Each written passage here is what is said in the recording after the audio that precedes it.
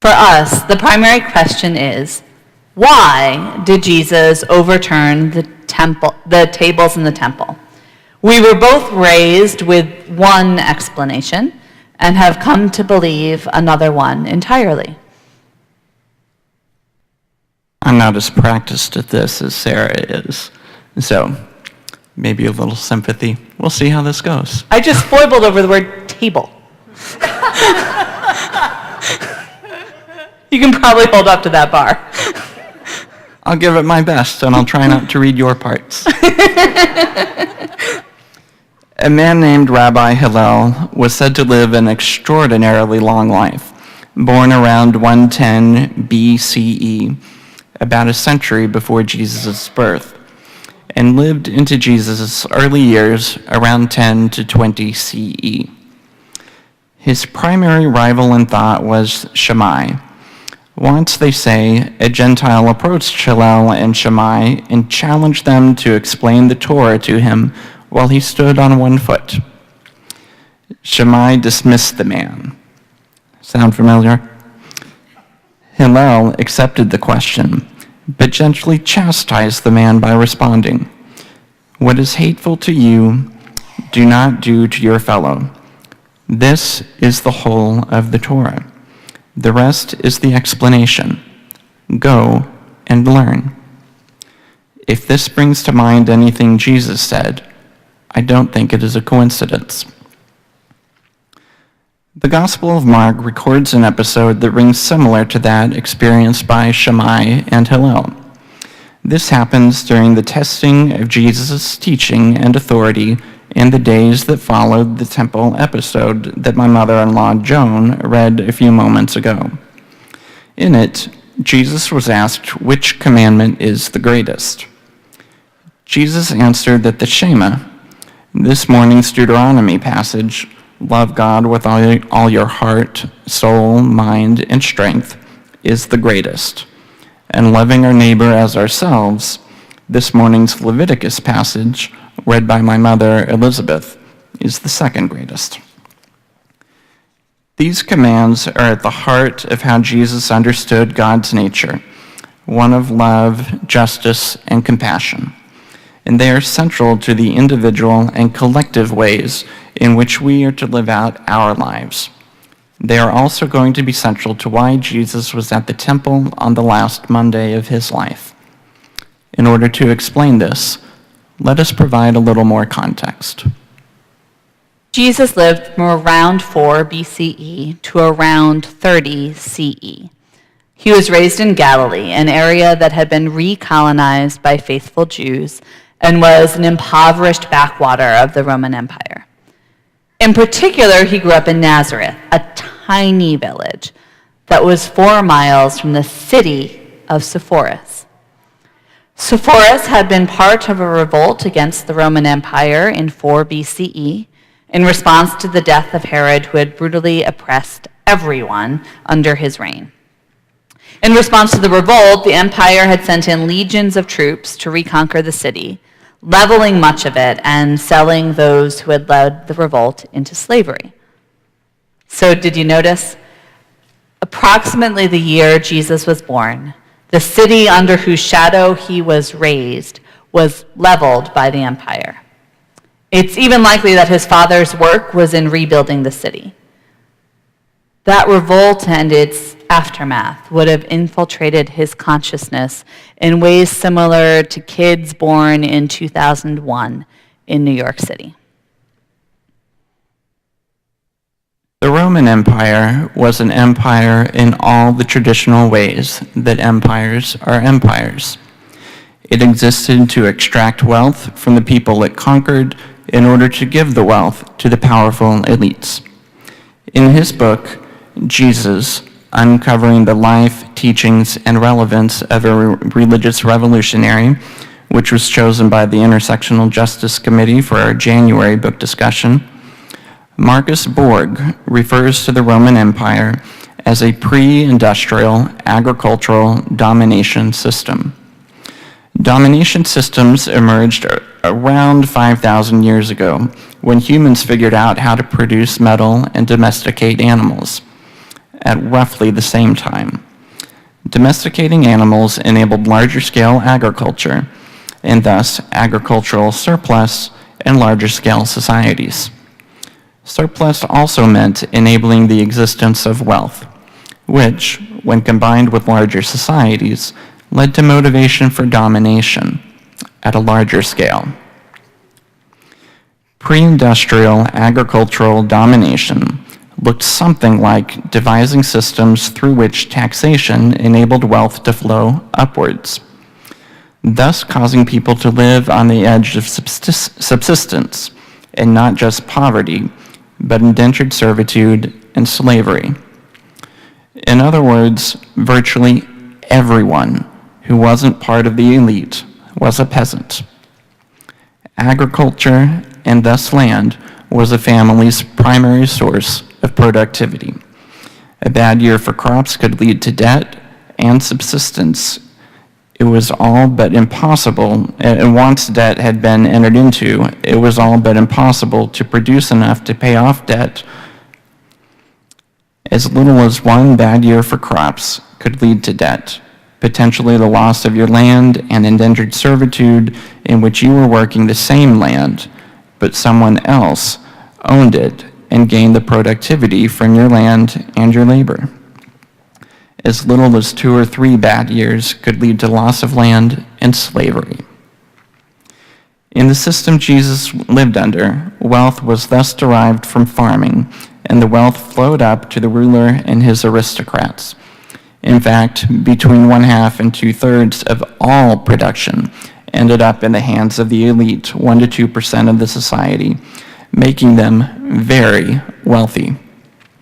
They used some of this wealth to maintain armies in order to keep the wealth, and the role of religion was to legitimate the concentration of wealth by claiming the ruler as ruling by divine will.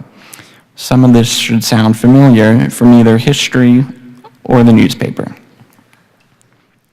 In this system, the poor, who comprised at least 90% of the population, worked very hard and died very young. Those who survived childhood lived to an average age of 30. The elite lived to an average age of 70. Now, the Roman Empire wasn't unique at all.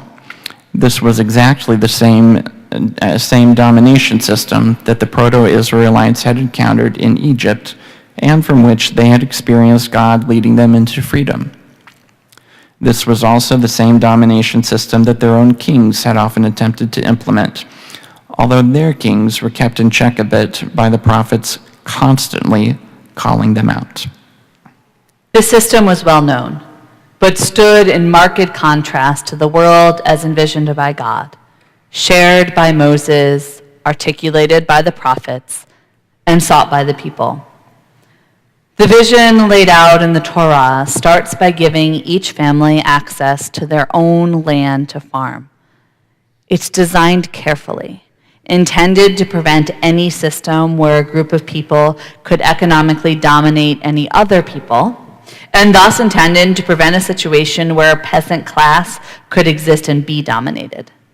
The vision of God in the Torah involved each family having access to land and being able to reap its benefits.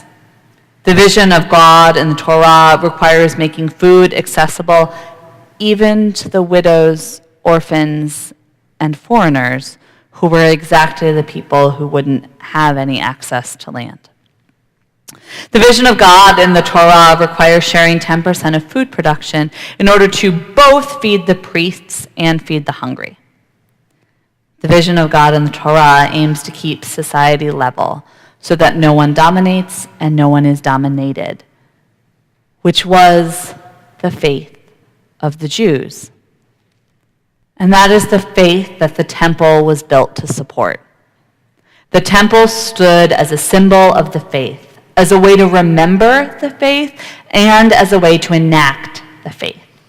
The temple stood near but apart from the king's palace, with an intention to keep power separate and accountable. The Roman Empire preferred to keep local leadership in place when it took over new areas.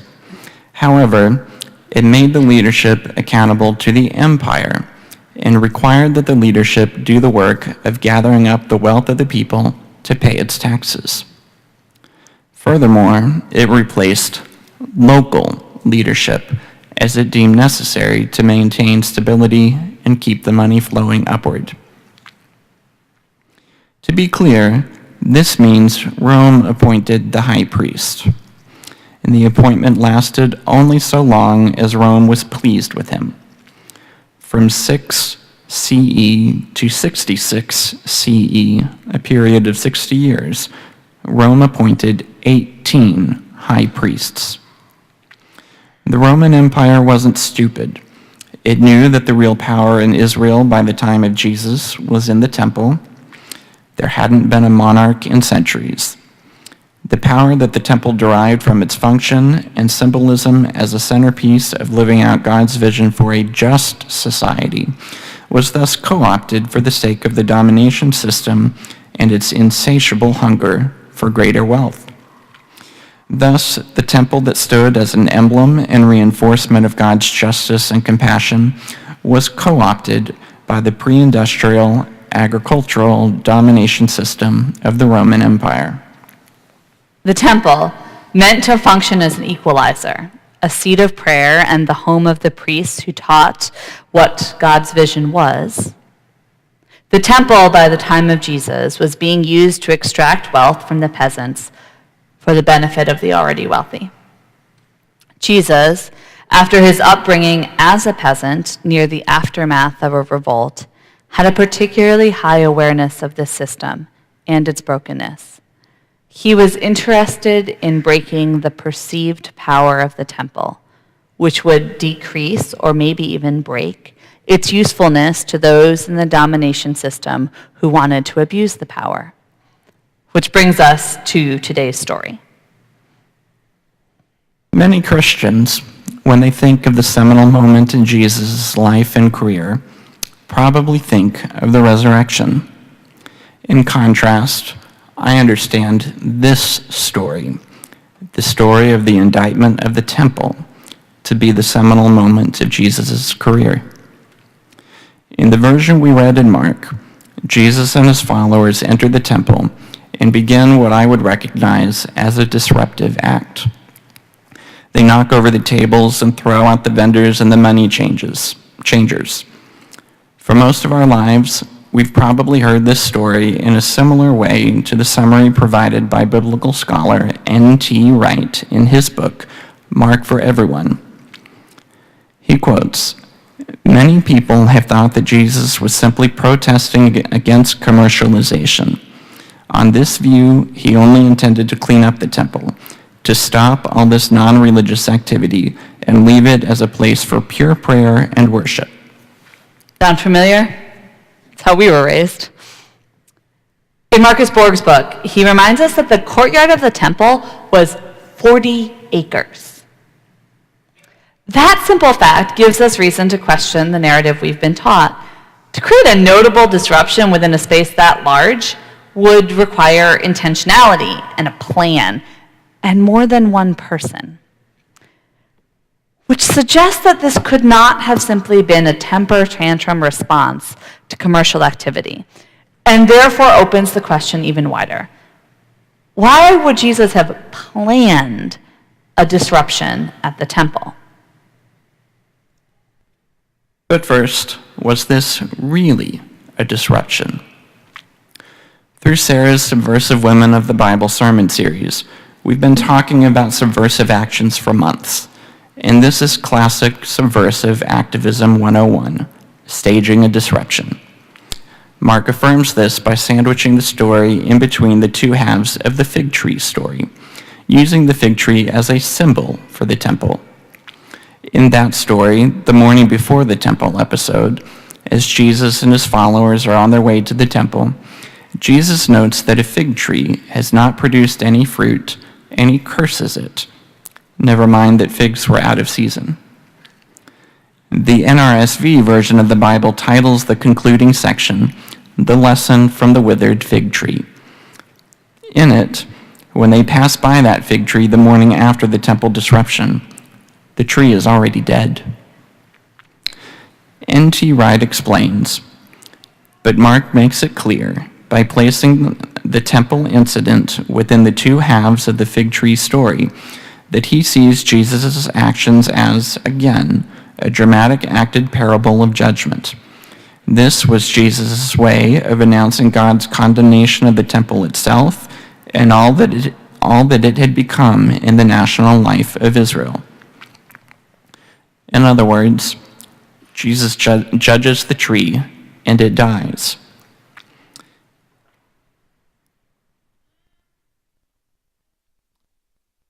Sorry, I lost my place. Jesus judges the tree and it dies. Jesus judges the temple to kill its power, in particular, its power to dominate. So why did Jesus plan a disruption at the temple? So that he could indict the temple. Knowing that between this action and his Palm Sunday entrance the day before, it would likely result in his death. Indeed, it is within the temple passage that the author of Mark notes for the first time that the chief priests and scribes decided to kill Jesus and began plotting to this effect. The author of Mark illustrated Jesus' plan through the fig tree, but a contemporaneous audience would also have recognized it through Jesus' own reported words. Quote, "Is it not written, 'My house shall be called a prayer for all the nations'? But you have made it a den of robbers," end quote.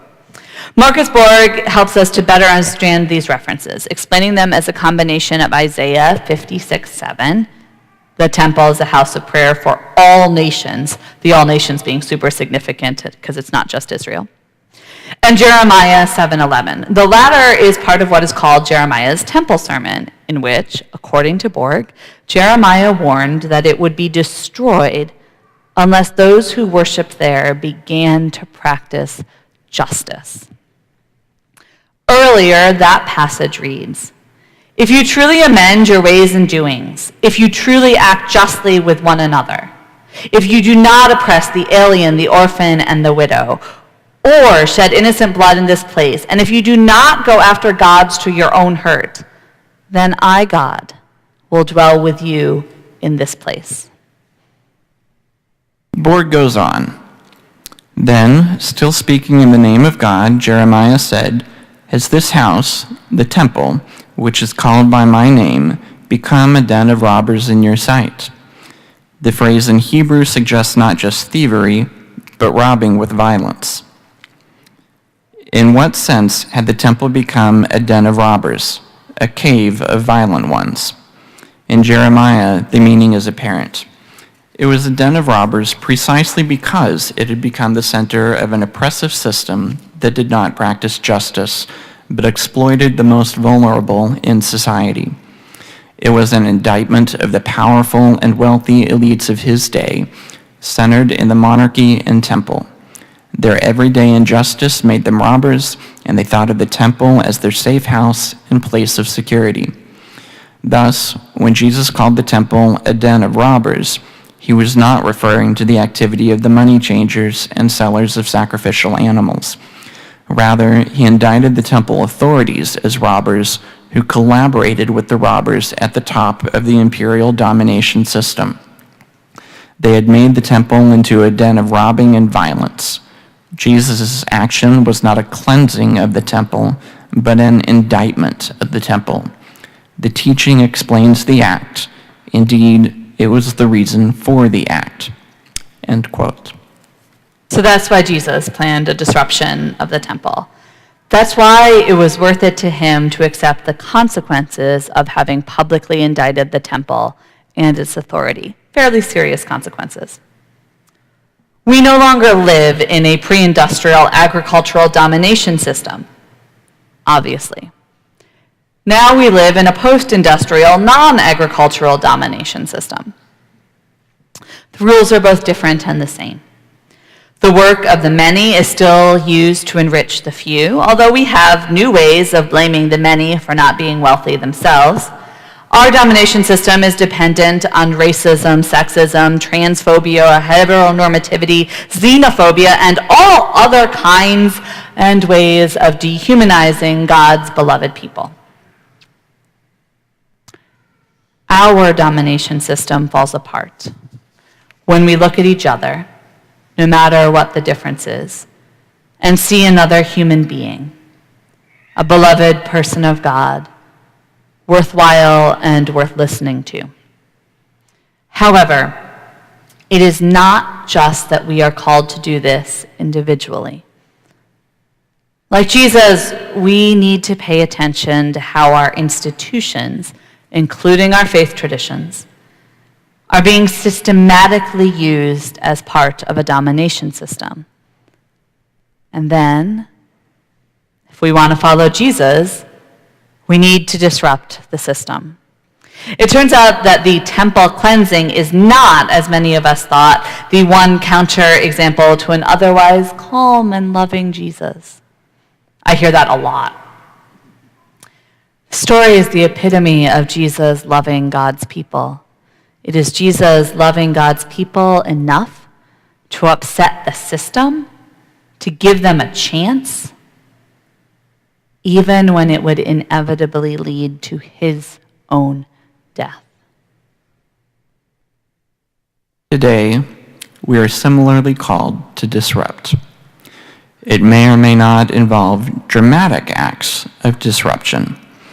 However, when we see actions of thievery, of state-sanctioned robbery, of oppressive political systems that do not practice justice, and instead create legal structures for the exploitation of the most vulnerable in society, we are called to indict the powers that do such things and to seek ways to disrupt these actions.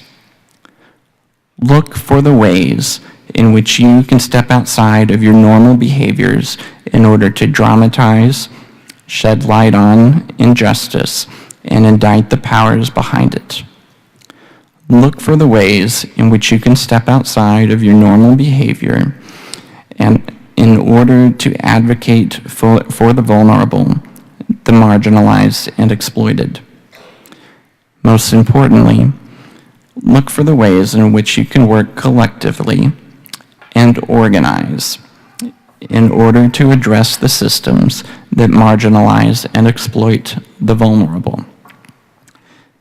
Imagine these actions and others like them.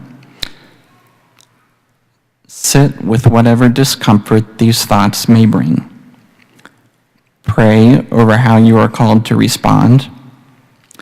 Then join with others and do as Jesus did. Amen. Amen.